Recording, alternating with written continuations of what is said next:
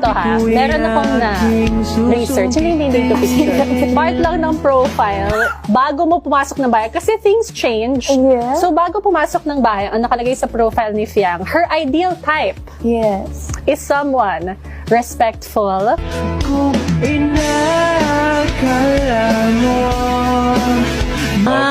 Opo. family-oriented,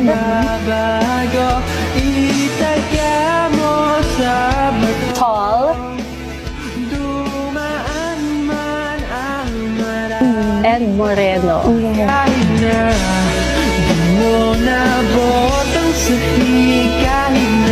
Would you say na if ever in your next relationship, mas gusto mo bang mas private or okay lang sa'yo na i-share din sa mundo at sa ibang tao? Friends in public, lovers in private. Buhay ko